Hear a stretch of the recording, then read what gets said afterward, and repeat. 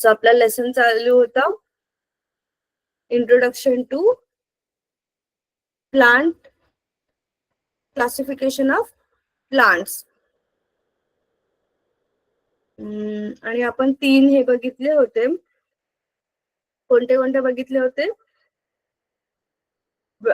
Sorry, Thallophyta, Bryophyta आणि Pteridophyta हे 3 आपण बघितले होते. त्याच्यानंतरचे जे आहेत, आता आपण जे बघितले होते ते कसे होते? क्रिप्टोगॅम्स होते. बरोबर, काय आहेत ते? क्रिप्टोगॅम्स होते. क्रिप्टोगॅम्स म्हणजेच ज्यांना कुठल्याही प्रकारचे किंवा ज्यांचे जे रिप्रोडक्टिव्ह ऑर्गन्स आहेत ते कसे असतात? लपलेले असतात. ते आपण बघितले. अबीजपत्री वनस्पतींबद्दल आपण शिकलो होतो. अबीजपत्री किंवा क्रिप्टोगॅम्स. क्रिप्टो लास्ट टाइम तुम्हाला अर्थ सांगितला होता. क्रिप्टो म्हणजे लपलेले आणि गॅम्स म्हणजे रिप्रोडक्टिव्ह ऑर्गन्स. मग ज्यांचे रिप्रोडक्टिव्ह ऑर्गन्स लपलेले असतात अशांना आपण क्रिप्टोगॅम्स म्हणतो. तर आपण त्याच्या पुढचे बघणार आहोत. ओके, सो ज्या वेळेला आता आपण बघतोय की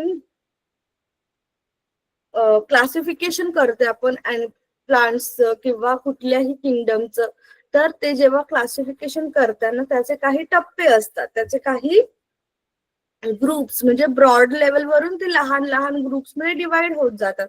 जसं की आपण आपल्या स्कूलमध्ये देखील आपला एक अख्खा 8वीचा ग्रुप असतो.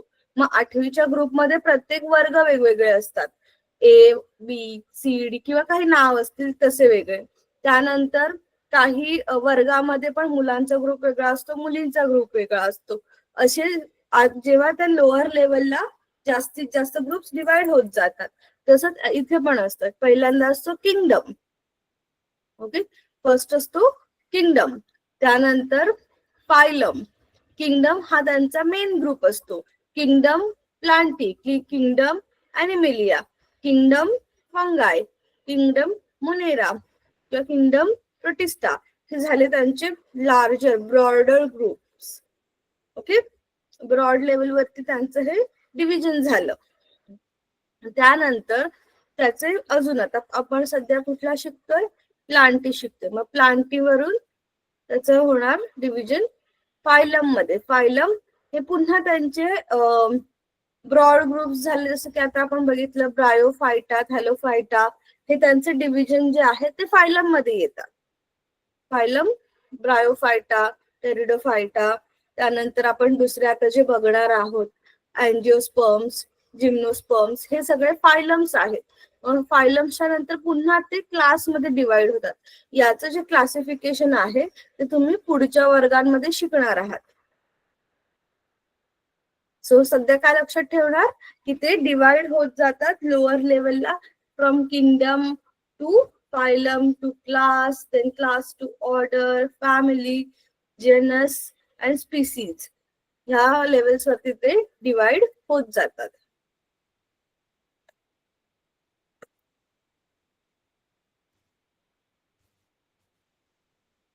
देन त्यांचं क्लासिफिकेशन आपण कोणत्या कोणत्या काय म्हणा कोणत्या कोणत्या कॅरेक्टरिस्टिक्स वरून ठरवतो. तर फर्स्ट म्हणजे त्यांची मॉर्फोलॉजी काय आहे. मॉर्फोलॉजी म्हणजे ते जे प्लांट आहे त्याचं फिजिकल स्ट्रक्चर, त्याची आपण आता सगळे जे टेरिडोफायटा वगैरे आपण बघितले, ब्रायोफायटा, त्यामध्ये आपण काय अभ्यास केला की त्यांचे जे त्यांच्या पानांची रचना कशी आहे, त्यांच्या मुळांची रचना कशी आहे, हा अभ्यास केला. सो ते झालं मॉर्फोलॉजी. त्यांचं बाह्य रूप काय म्हणायचं त्याला, बाह्य रूप. मग त्यांचं फिजिकल स्ट्रक्चर म्हणजे त्यांना खोड आहे की नाही, if they have stem or not, ह्या सर्व गोष्टींचा विचार करून मग त्यांचं क्लासिफिकेशन केलं जातं. सेकंड त्यांचे रिप्रोडक्टिव्ह फीचर्स, जे आता आपण क्रिप्टोगॅम्स अँड फॅनरोगॅम्स, अबीजपत्री आणि बीजपत्री वनस्पती असे जे दोन बघणार आहोत, ते झाले रिप्रोडक्टिव्ह फीचर्स वरून, म्हणजे त्यांच्या प्रजनन कशा प्रकारे होतं यांच्यावरून ठरवलेले. मग त्यांना फ्लॉवर्स येतात का, त्यांना फ्रुट्स येतात का, त्यांना सीड्स असतात का, इथे स्पोर्सने रिप्रोडक्शन करतात याच्यावरून ते ठरवलं जातं की त्यांना कोणत्या वर्गात टाकायचं. देन इव्हॉल्युशनरी रिलेशनशिप ते त्यांच्या इतर दुसरे म्हणजे एकाच जातीचे किंवा एकाच सिमिलॅरिटीज असणारे काही प्लांट्स असतात ते एका ग्रुपमध्ये, कारण ते एकाच प्लांट पासून इव्हॉल्व्ह होत पुढे पुढे आलेले असू शकतात. सो त्यांच्यातलं इव्हॉल्युशनरी रिलेशनशिप उत्क्रांती संबंध सुद्धा बघितले जातात.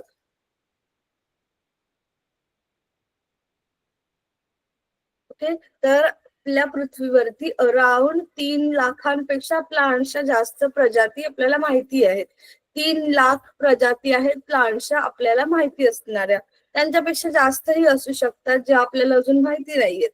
त्यानंतर त्यांचे हॅबिटॅट कुठे कुठे असतात प्लांट्स? सगळीकडे.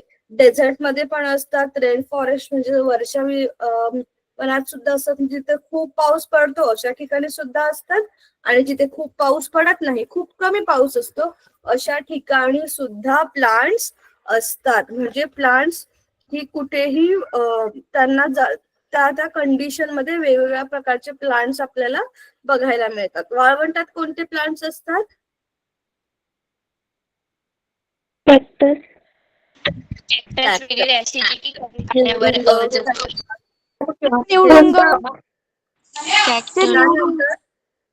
रेन फॉरेस्ट मध्ये आपल्याला सर्व प्रकारचे झाडं बघायला मिळतात. वातावरणानुसार ती झाडं त्या त्या वातावरणामध्ये वाढत असतात. त्यांचं इम्पॉर्टन्स का महत्वाचं आहे, आपल्याला झाडं का महत्वाची आहेत, तर एकतर ते उत्पादक आहेत. ओके, काय आहेत ते? उत्पादक आहेत, प्रोड्युसर्स आहेत. सगळं जे काही ऊर्जा बनते, जे जेवण बनतं आपल्या सर्वांसाठी, ते कुठून मिळतं? आपल्याला प्लांट्स मधून मिळतं. सो ते पूर्ण फूड वेबचा, अन्न साखळीचा पाया आहे. काय आहेत? झाडे ही अन्न साखळीचा पाया आहेत. It is a foundation to food web. विचार टीचर सॉरी, हा सायन्स वाला सब्जेक्ट नाहीये, पण मी जेव्हापासून क्लास करते ना हा जॉईन, तेव्हापासून मी एकही मराठीचा क्लास केला नाही. मराठीचा होत नाही का टीचर? नाही बेटा, आपण ह्याबद्दल आपण नंतर बोलूया, ठीक आहे, क्लास संपल्यानंतर. Then they are classified into 2 groups. 2 group मध्ये त्यांचे वर्गीकरण होतात. कोणते कोणते 2 ग्रुप? फॅनेरोगॅम्स अँड क्रिप्टोगॅम्स. फॅनेरोगॅम म्हणजेच बीजपत्री वनस्पती आणि क्रिप्टोगॅम्स अबीजपत्री वनस्पती. ठीक आहे, त्यातलं क्रिप्टोगॅम्स म्हणजे अबीजपत्री वनस्पतींबद्दल आपण शिकलेलो आहोत. आता आपण नेक्स्ट जाणार आहोत फॅनेरोगॅम्स मध्ये, म्हणजेच बीजपत्री वनस्पतींबद्दल शिकण्यासाठी. ओके,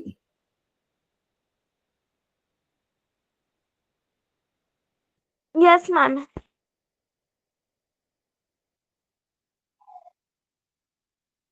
ओके, मुलांना तुम्हाला अटेंडन्स लिंक नाही मिळणार आहे. तुमची अटेंडन्स तुमच्या तुम्ही केलेल्या होमवर्क वरून कळणार आहे. जे मुलं युट्यूब व्हिडिओज बघतील, त्यात दिलेला होमवर्क करतील, त्यांची अटेंडन्स केली जाईल.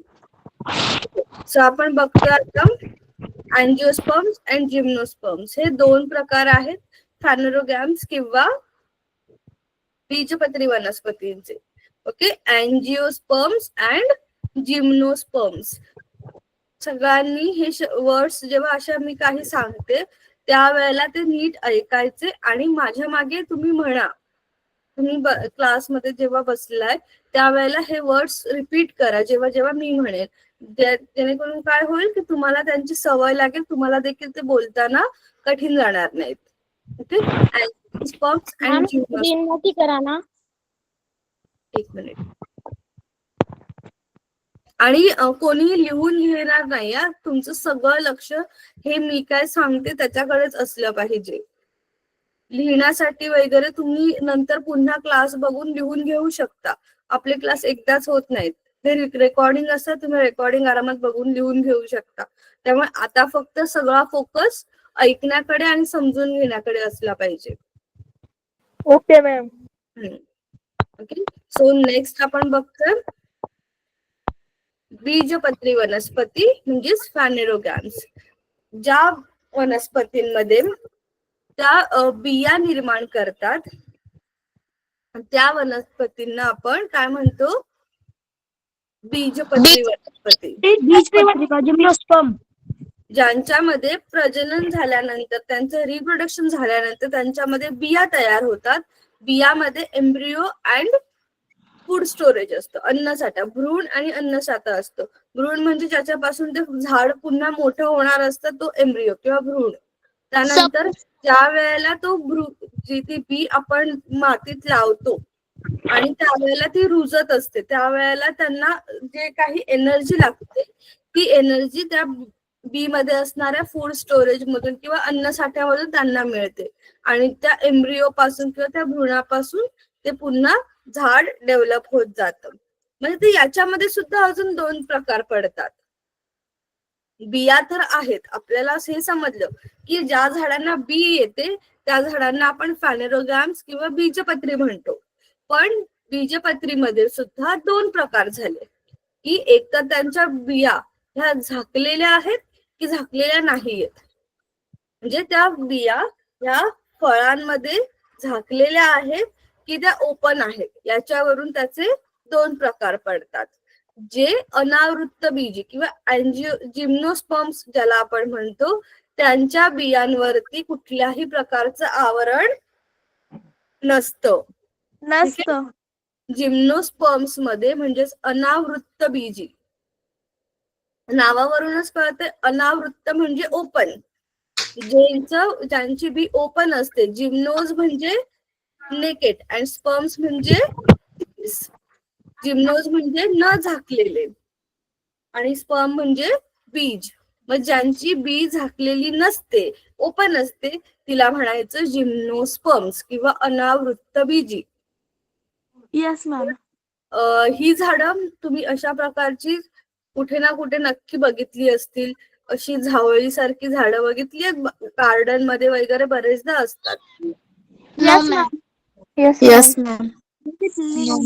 ओके. काहींनी बघितलेत, काहींनी नाही बघितलेत. तुमच्या पुस्तकामध्ये दिलेलं सायकसचं झाड तर तुम्ही बघितलं असेल. हे बऱ्याचदा हॉटेल्स मध्ये किंवा गार्डन मध्ये असतं. Yes ma'am. बागांमध्ये जिथे बाग असते तिथे हे झाड असतं किंवा मोठ्या मोठ्या ऑफिसेसच्या आवारांमध्ये सुद्धा असतं. तर हे जे झाड आहे त्याला ज्या बिया येतात त्या पूर्णपणे ओपन असतात. आता त्यांचे काही म्हणूया आपण कॅरेक्टर्स आहेत, ते कॅरेक्टर कोणते ते बघूया. Gymnosperms an ancient group of including conifers, cycads and ginkgos. Mostly यांना येणाऱ्या ज्या बिया असतात त्या कोनिकल शेप मध्ये येतात. त्यांचा पण वेगळा ग्रुप असतो. हा जो कोनिफर्स आहे म्हणजे कोन, असा कोन लाईक स्ट्रक्चर मध्ये बिया येणारी झाडं, ती पण वेगळी असतात, त्यांचा पण वेगळा ग्रुप असतो. सो आता आपण बघतोय अनावृत्त बीजी किंवा जिम्नोस्पर्म. या मधल्या ज्या वनस्पती आहेत ह्या सदाहरित असतात. सदाहरित म्हणजे काय, पूर्ण वर्षभर त्यांना वर्षभर हिरवी असतात आणि त्या झाडांना काही अशा फांद्या वगैरे नसतात. त्यांच्या खोडांना फांद्या असतात ना आपल्या नॉर्मल झाडांना, तसं या झाडांना नसतात. त्यांच्या पानांचा असं झाडावरती मुकुट तयार झालेला असतो. त्यांना वेगळी कुठल्याही प्रकारची फांद्या नसल्यामुळे अशा तरी झाड आहेत आणि त्यांच्या पानांचा असा वरती मुकुट तयार झालेला असतो, कारण ती पानं अशी पूर्णपणे नारळाच्या झावळ्या कशा असतात त्या टाईप मधली असतात.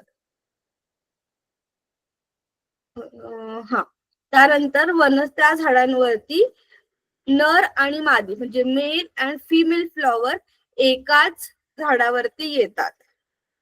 मेल अँड फिमेल फ्लॉवर, नर आणि मादी फुले एकाच झाडावरती येतात.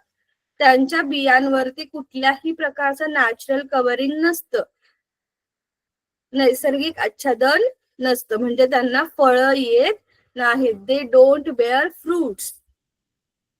ओके, म्हणून त्यांना काय म्हणतात, अनावृत्त बीजी किंवा जिम्नोस्पर्म.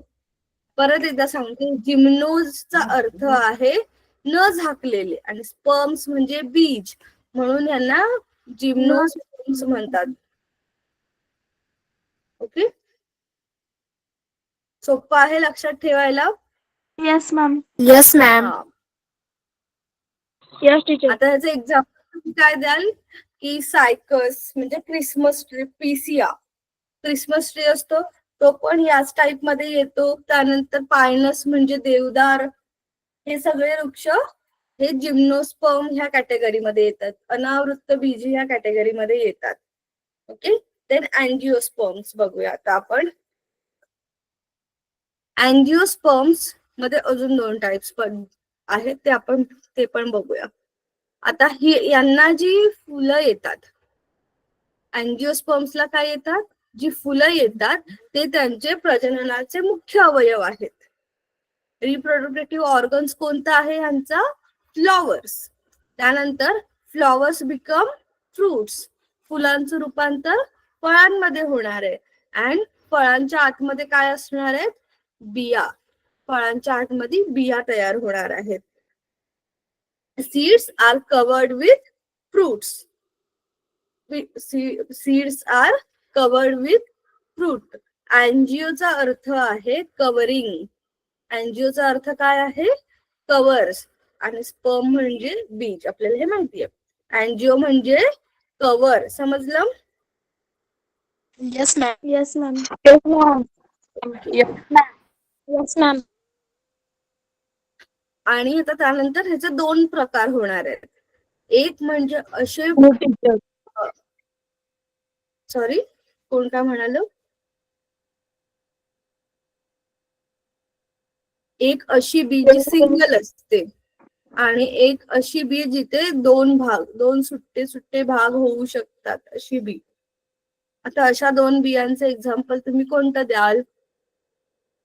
अशी कोणती बी आहे ज्याचे 2 भाग होतात, ती अशी ओपन अप केली की त्याचे 2 सुट्टे भाग होतात. Teacher, badam.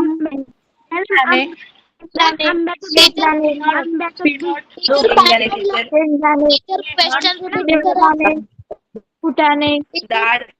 असे टीचर बरोबर, क्वेश्चन करा. असे कोणती सीड्स आहेत ज्याचे 2 भाग होतात. फुटाणे. शेंगदाणे, हरभरे, तुरीची डाळ, हरभऱ्याची डाळ, मुगाची डाळ. होय, बरोबर. जे आपले सेरेल्स आहेत, पल्सेस आहेत, त्यांचे 2 भाग होतात, बरोबर. आणि असे कोणते आहेत ज्यांचे जे सिंगल असतात. चिक्कू. चिकूची बी आतमध्ये फोडून बघितली कधी. हो मॅम, पण Yes, ते ma'am. बरोबर नाही. Teacher bore. Teacher bore. Teacher bore. तांदूळ. बोरची बी असते ना गोल, तिच्या आतमध्ये पण त्याचे 2 भाग असतात. मक्का, टीचर तांदूळ. Teacher ma'am bore. तांदूळ, बरोबर. डाळी. मक्का. बरं, हा बरोबर, मक्का. बोर. मला सांगा, चिंचोके कोणत्या प्रकारात येईल. चिंचोके कोणत्या प्रकारात येतील, पहिल्या की दुसऱ्या. दुसऱ्या. पहिल्या. असते की 2 बी. कारण ते चिंचोक्याचे 2 भाग होतात. चिंचोक्याच्या वरचं जे आवरण असतं, 2 भाग ते होतात. काढल्यानंतर त्याचे 2 भाग होतात. त्यामुळे ते द्विबीजपत्री किंवा डायकॉटिलिडॉनस आहेत. काय म्हणतात त्यांना, असे जे 2 भाग होणाऱ्या बिया असतात त्यांना म्हणतात द्विबीजपत्री किंवा डायकॉटिलिडॉनस. काय म्हणतात, द्विबीजपत्री किंवा डायकॉटिलिडॉनस. आणि जे सिंगल असतात त्यांना म्हणायचं एकबीजपत्री किंवा मोनोकॉटिलिडॉनस. काय म्हणायचं, मोनोकॉटिलिडॉन्स. आता हे जे आहे त्यांना मोनोकॉटिलिडॉन म्हणायचं आणि हे 2 होतं त्यांना त्याच्या प्रत्येक भागाला डायकॉट म्हणतात. मोनोकॉट प्लांट आणि dicot plant. Yes ma'am. Mono म्हणजे सिंगल, डाय म्हणजे 2, एकबीजपत्री आणि द्विबीजपत्री नावावरून मराठीमध्ये लगेच समजते. ओके, त्यामुळे कन्फ्युज व्हायचं नाही. Okay teacher. ओके, आता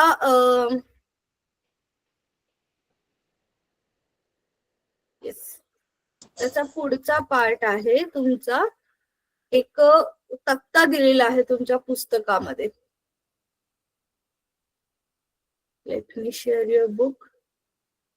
द्विबीजपत्री वनस्पती आणि एकबीजपत्री वनस्पतीसाठी तुम्हाला एक पुस्तकामध्ये तक्ता दिलेला आहे. पान नंबर काय आहे त्याचा? 79 teacher. 79 ma'am. Ma'am 79. 79 teacher. 79. Yes, wait. 79. Yes yes मुलांनो.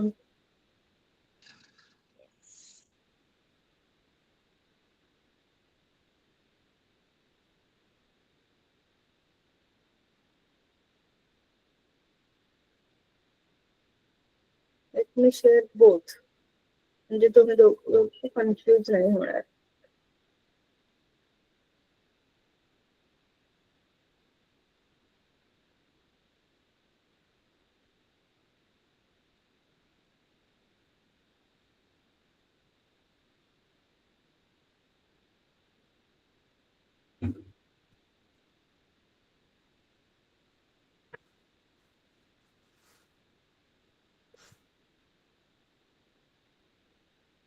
दिसतंय आता? Yes, Yes, ma'am. Yes, teacher. Yes, ma'am. याच्यामध्ये द्विबीजपत्री आणि एकबीजपत्री, डायकॉटिलिडोनस अँड मोनोकॉटिलिडोनस असे दोन त्याचे आपण क्लासिफिकेशन किंवा म्हणूया डिफरन्शिएट बघणार आहोत, जेणेकरून आपल्याला ते लक्षात ठेवायला सोपं पडेल. सगळ्यात पहिलं म्हणजे बी.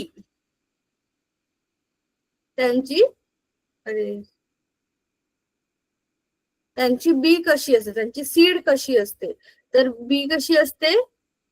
द्विबीजपत्रीची 2 बीजपत्रे किंवा कॉटिलिडॉनस असतात. ओके, 2 कॉटिलिडॉन्स और 2 बीजपत्रे असतात. आणि एकबीजपत्री किंवा मोनोकॉटिलिडॉनस मध्ये सिंगल कॉटिलिडॉन किंवा एक बीजपत्र, एकच बी असते. आणि डायकॉटिलिडॉनस किंवा द्विबीजपत्री मध्ये त्याचे असे 2 भाग होतात. देन त्यांची मुळं कशी असतात?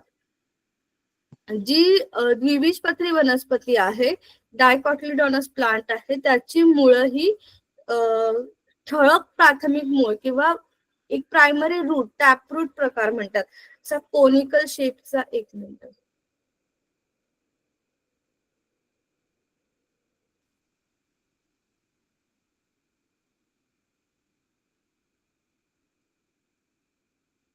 असा एक मेन रूट असतो आणि त्या मेन रूटला असे बाजूला छोटे छोटे छोटे छोटे रूट्स असतात. म्हणजे हा मेन रूट जो मेन हा रूट दिसतोय किंवा मेन हा मूळ दिसतोय, तो सिंगल आपल्याला ठोस दिसतोय, बरोबर, ठळक दिसतोय. Well develop primary root, tap root प्रकार म्हणतात त्याला. अशा प्रकारची त्यांची मुळं असतात. आणि एकबीजपत्र किंवा मोनोकॉटिलिडॉनस मधली फायबरस रूट असतात. फायबरस रूट म्हणजे काय? अशी सिंगल सिंगल त्याला मुळं असतात, छोटी छोटी. तंतुमुळे. एकच, टीचर तंतुमुळे. बरोबर. असा एकच मूळ नसतो, असे खूप सारे छोटे छोटे मुळं असतात. त्यानंतर त्यांचं खोड कसं असतं? मजबूत. अतिशय मजबूत, कठीण. जसं वटवृक्षाचं किंवा मोठ्या झाडांचं जे आपल्याला खोड दिसतं तसं एकदम strong, hard, like a banyan tree. मोठ्या झाडांचं जसं आपल्याला खोड मजबूत दिसतं तसं त्यांचं मूळ खोड असतं. त्यानंतर एकबीजपत्रीची किंवा मोनोकॉटिलिडोनसची कशी असतात? बांबू सारखी पोकळ, हॉलो लाईक बांबू, पोकळ असतात, आतून पोकळ, फक्त वरून दिसायला. त्यानंतर केळी सारखे, केळीचा हिरवागार बुंधा असतो, बरोबर. ते प्रॉपर आपण त्याला खोड सुद्धा म्हणू शकत नाही, कारण तो एवढा मऊ किंवा म्हणूया जास्त स्ट्रॉंग नसतो, बरोबर. बघितलंय तुम्ही केळीचं झाड कधी? हो मॅम. Yes teacher. हो मॅम, खूप वेळेस.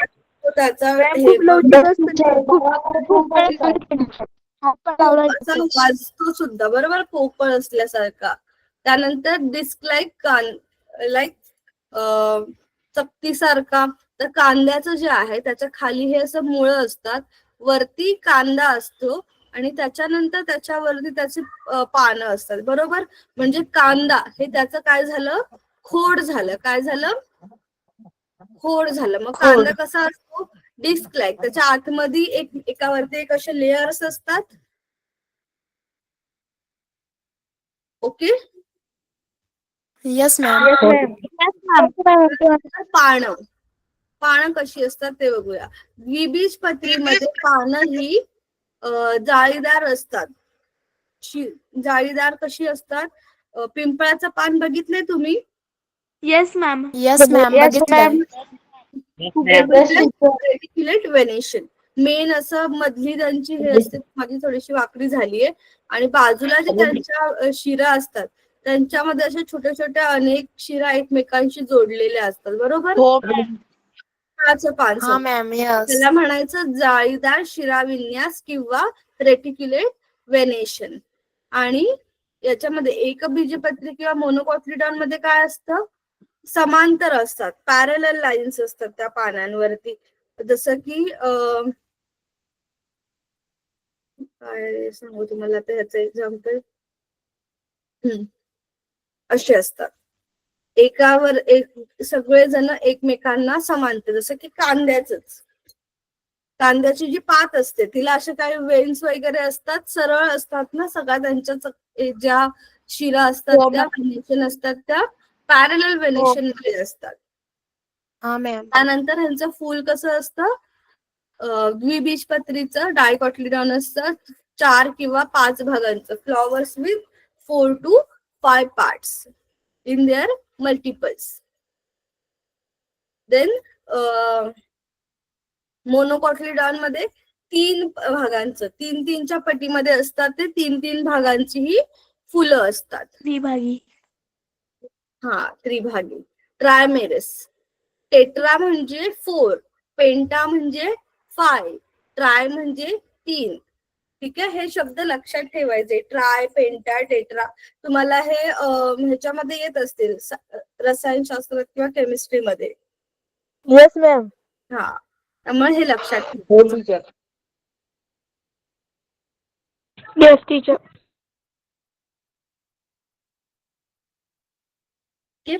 समजले हे? Yes yes ma'am. Ma'am. Yes ma'am.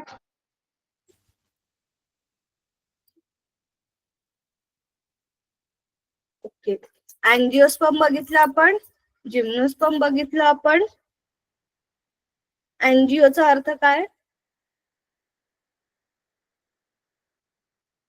आवृत्तबीजी वनस्पती. म्हणजे त्यांच्या बिया झाकलेल्या असतात की नसतात? असतात. असतात टीचर. मॅम झाकलेले असतात. बरोबर. आणि जिम्नोज म्हणजे नसतात मॅडम त्याच्यात. मॅम ते बी झाकलेले नसतात. झाकलेल्या नसतात. न झाकलेले ज्यांच्या मॅडम. झाकलेल्या असतात त्यांना अनावृत्तबीजी वनस्पती म्हणतात. बरोबर.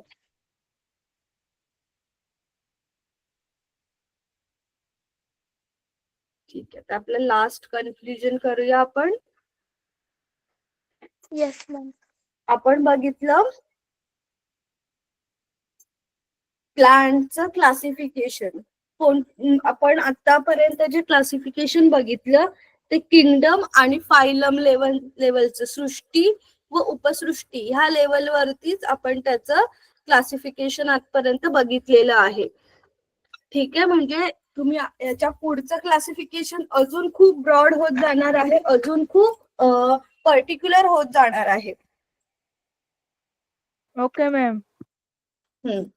आता आपण बघूया की हे इम्पॉर्टंट का आहेत आपल्यासाठी.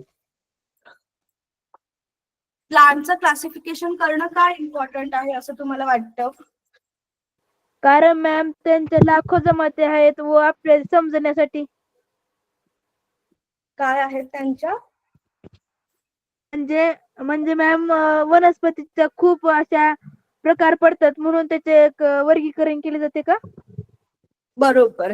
त्यांचे खूप जास्त प्रकार आहेत आणि आपल्याला त्यांच्याबद्दलची स्टडी करायची असेल तर आपण कशी करणार? त्यांच्या वर्गीकरणानुसार. वर्गीकरणानुसार. अबीजपत्री व बीजपत्री वनस्पती. येस, बरोबर. सो प्लांट्स हे खूप डायव्हर्स आहेत. त्यांची आपल्या आजूबाजूला त्यांच्या खूप प्रजाती आहेत आणि त्यांची जर आपल्याला स्टडी करायची असेल तर ती सोपी व्हावी या हेतूने आपण क्लासिफिकेशन करतो. आपल्या इकोसिस्टीमसाठी ते महत्वाचे आहेत का? Yes ma'am. Yes ma'am. Yes ma'am. Yes teacher. अच्छा, येस मॅम. आहे ते प्रोड्युसर आहेत म्हणून.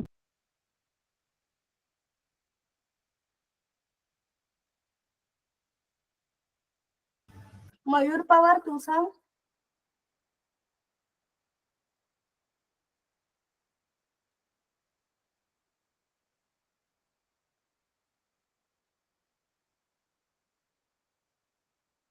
मॅम मी सांगू अदिती. भावेश मॅम तुम्ही काय विचारलं जरा रिपीट कराल का क्वेश्चन? मी विचारलं प्लांट्स आपल्या इकोसिस्टीम साठी परिसंस्थेसाठी महत्वाचे आहेत का? येस मॅम येस आहेत. मॅम. Yes ma'am. मॅम. होते. मॅम मी सांगू? हा सांग. विजय काशीद नावाने मॅम मी काय सांगू का? मॅम मी सांगू का? मॅम त्या आपल्या मॅम मी सांगू का प्रेरणा? परिसंस्थेमध्ये येतात. घेतलं ना विजय काशीद नावाने जे जॉईन झाले त्यांनी सांगा. मॅम त्या आपल्या नाव काय? परिसंस्थेसाठी उपयोगी आहेत. पण कसे उपयोगी आहेत ते सांग. कारण मॅम आपल्या वनस्पतीमुळे आपले पर्यावरण ते पर्यावरणातील म्हणजे वनस्पतीवर इतर जीव त्याच्यावर अवलंबून असतात. मग त्या जीवांवर दुसरे जीव अवलंबून असतात म्हणून. टीचर प्रत्येक जीवावर अवलंबून आहे म्हणून.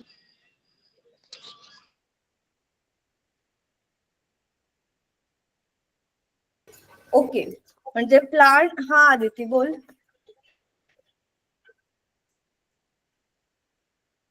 अदिती टीचर आवाज येतोय? ब्रेक होतोय मध्ये. मॅम आता येतोय आवाज? हा येतोय बोल. मॅम प्लांट्स जे आहेत ना ते आपल्या इकोसिस्टीमसाठी इम्पॉर्टंट आहे. बिकॉज फर्स्टली त्याचं रिझन म्हणजे प्लांट्स जे आहेत तर ते प्रोड्युसर्स आहेत आणि आपण जर फूड चेन बघितली तर जे प्लांट्स म्हणजे ते छोटे छोटे गवत वगैरे असो तर त्यांना नाकतोडे वगैरे खातात आणि त्यांना बेडूक वगैरे ते खात असतात. आणि बेडूक जे असतात ते त्यांना साप खातात. सॉरी, साप जे असतात ते बेडकांना खातात. आणि जे मोठे मोठे पक्षी असतात हंस म्हणजे मोठे मोठे पक्षी तर ते सापांना खातात. आणि त्यांचे ते मृत पावतात तर जे डिकम्पोजर्स असतात तर त्यांच्या थ्रू तिचं खत तयार होतं आणि त्या खतामधून म्हणजे पुन्हा जी ग्रास वगैरे असतं तर ते उगत असतं. जेणेकरून की फूड चेनसाठी सुद्धा प्लांट्स किंवा वनस्पती जे आहेत ते इम्पॉर्टंट आहे. ओके, आपण आता याचाच अभ्यास पुढच्या धड्यामध्ये करणार आहोत आपल्या. तर त्याच्याबद्दल बोलूया. आणि ह्या धड्यामध्ये आपण टॅक्सॉनॉमिकल हायरार्ची बघितली, म्हणजे त्याचं क्लासिफिकेशन कसं होतंय ते बघितलं. त्यानंतर कोणत्या कोणत्या बेसिसवरती त्यांचं क्लासिफिकेशन होतंय ते सुद्धा बघितलं. त्यांच्या मॉर्फोलॉजीवरती, त्यांच्या रिप्रोडक्शन स्टाईल वरती, त्यानंतर त्यांच्या वरती. हा बोल प्रभाकर पाटील. मॅम मी सांगू का?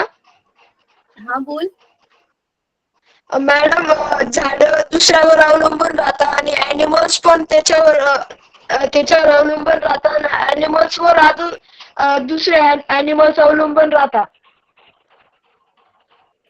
मॅम झाडे हे स्वयंपोषित आहेत ना? झाड स्वयंपोषित आहेत.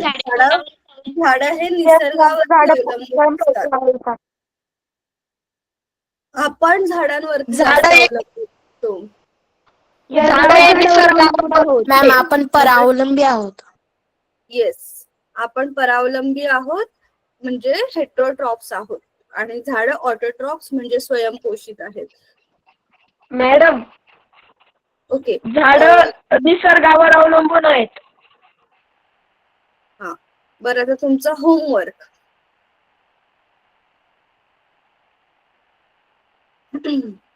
सांगा मॅम.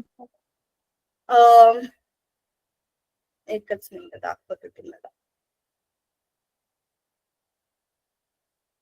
तुमचा होमवर्क असा आहे की थॅलोफायटा, ब्रायोफायटा आणि टेरिडोफायटा या 3 गटातील वनस्पती आहेत, बरोबर? आणि त्या वेगवेगळ्या आहेत, पण त्यांच्यामध्ये एक समानता आहे. ती समानता कोणती ते तुम्हाला शोधायचं आहे. मी तुम्हाला okay ma'am. Okay ma'am. Hello teacher. हा, Yes, teacher. What is the similarity between groups of Thallophyta, Bryophyta and Pteridophyta? Teacher तिघी वनस्पतींचा कलर हिरवा आहे. Yes ma'am. कलर हिरवा असतो ना बाळांनो. मॅम मी सांगू का? कोण बोलतंय? लावण्या. लावण्या. हा, बोल बेटा. मॅम आपण त्यांचं डिफरन्स बिटवीन लिहिलं होतं ना, तर सगळ्यांमध्ये नो फ्लावर्स आणि नो सीड्स होतं. म्हणजे सगळ्यांमध्ये फुलं पण नाही आहेत. तिने याच्यामध्ये बघितलं तर फुलं पण नाही आहेत त्यांना आणि बिया पण नाही आहेत. त्याच्यामुळे एक समानता त्यांची हीच आहे. हा, पण आता हे तुम्ही तुमच्या होमवर्क मध्ये करणार आहात, ठीक आहे? ओके आणि मॅम. ते सगळे ऑटोट्रॉप्स. Yes ma'am. काय म्हणाल? ऑटोट्रॉप्स आहेत. ते सगळे ऑटोट्रॉप्स. तर खूप बेसिक आपण विचार करतोय असं झालं. थोडासा अजून विचार करा त्याच्याबद्दल. जेव्हा तुम्ही आपला धडा शिकवून झालेला आहे, बरोबर? धडा पूर्ण वाचा. वाचल्यानंतर तुम्हाला त्याच्यामध्ये काय समजलंय, काय नाही समजलंय ते समजेल. मग त्यानंतर तुम्ही हा होमवर्क करा. मग तुम्हाला समजेल की तुम्हाला किती लिहिता येते, नाही लिहिता येते. आणि अजिबात कोणीही गुगल सर्च करून वगैरे लिहून पाठवायचं नाहीये. मॅम होमवर्क परत सांगता का? हो, मी दाखवते तुम्हाला काय होमवर्क करायचंय ते.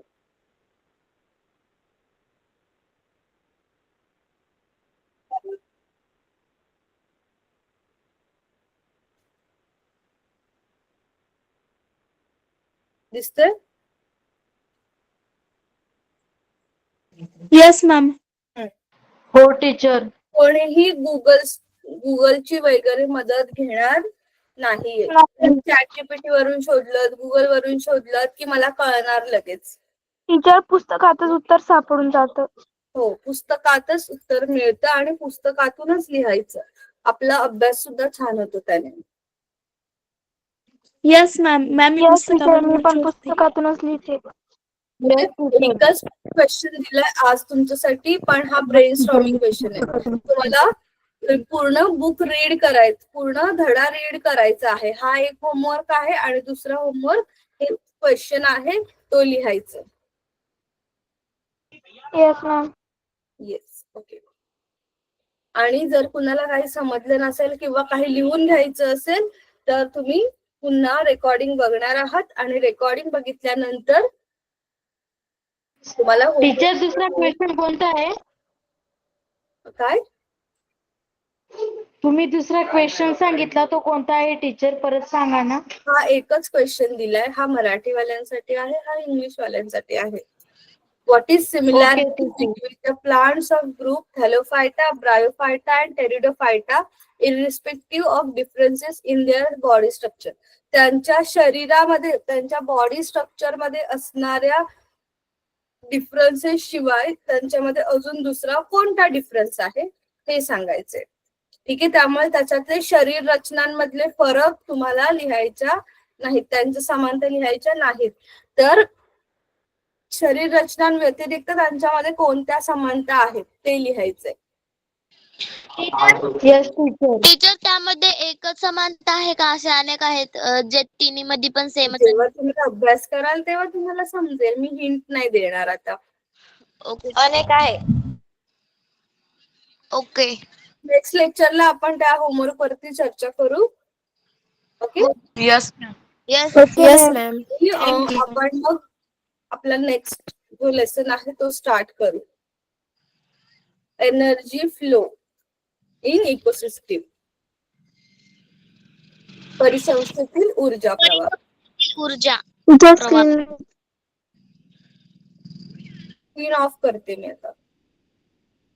ओके. Bye ma'am.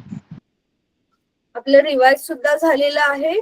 आपला पूर्ण लेसन शिकवून झालेला आहे. याच्यामध्ये तुम्हाला मी होमवर्क दिलेला आहे आणि मला तो होमवर्क नेक्स्ट लेक्चर मध्ये हवाय. तर तुमच्याकडे सॅटर्डे संडे आहे. सॅटर्डे संडे पर्यंत हा होमवर्क करून टाकायचा आहे ग्रुपमध्ये. टीचर याचा स्वाध्याय पण टाकायचा आहे का? तुम्हाला ऐका मुलांनो, मी बघितलं तुम्ही बरेच जण स्वाध्याय टाकताय. बरं आठवण केलीस. मी तुम्हाला स्वाध्याय लिहा असं सांगितलेलं नाहीये. तुम्ही ते प्रश्न सोडवता ही चांगली गोष्ट आहे. पण तुमचा अभ्यास म्हणजे शाळेचा अभ्यास असताना तुम्ही जर हे एक्स्ट्रा वर्क करत असाल तर तसं करू नका. ठीक आहे. जो होमवर्क मी सांगितलाय तेवढाच करा आणि जर तुम्हाला स्कूल मधून सांगितलं असेल ते सोडवायला तर तुम्ही सोडवू शकता.